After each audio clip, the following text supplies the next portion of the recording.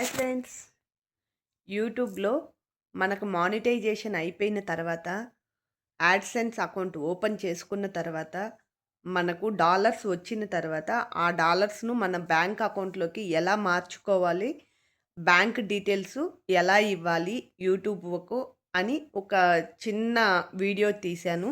చూడండి, ఈ యాడ్సెన్స్ అకౌంట్లో మన బ్యాంక్ డీటెయిల్స్ ఇచ్చాము అంటే మనకు మనం మనం సంపాదించిన డాలర్స్ అందులోకి ఆ బ్యాంక్‌లో అకౌంట్‌లోకి జమ అవుతాయి. ఆ బ్యాంక్ అకౌంట్‌లో నుంచి మనకు డాలర్స్ రూపంలో వస్తాయి. మనకు అవి క్యాష్ రూపంలో కావాలంటే స్విఫ్ట్ కోడ్ అని బ్యాంకుదుంటుంది.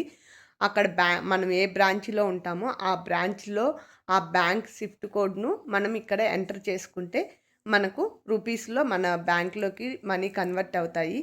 సింపుల్‌గా చూడండి. Okay friends, bye. So Google account open చేసి గూగుల్ అకౌంట్లో యాడ్సెన్స్ అకౌంట్ అని చెప్పి నొక్కితే యాడ్సెన్స్ అకౌంట్ వస్తుంది. మనం ఇంతకుముందు అకౌంట్ చేసుకొని ఉంటాం కాబట్టి లాగిన్ అవ్వగానే ఆ ఈమెయిల్తో లాగిన్ అయ్యి వస్తుంది.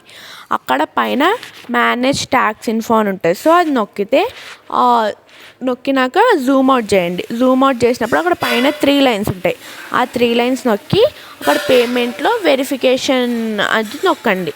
అది నొక్కినాక అక్కడ ఐడెంటిటీ వెరిఫికేషన్ కంప్లీటెడ్ అని వచ్చింది అంటే దాని నెక్స్ట్ది పైన పేమెంట్ ఇన్ఫో అని ఉంటుంది, అది నొక్కండి. అది నొక్కినప్పుడు హౌ యూ గెట్ పేడ్ అని ఉంటుంది. అక్కడ చూస్ పేమెంట్ మెథడ్ అని చెప్పి నొక్కండి. ఆ చూస్ పేమెంట్ మెథడ్ నొక్కాక మన బ్యాంక్ అకౌంట్ డీటెయిల్స్ ఇవ్వాలి.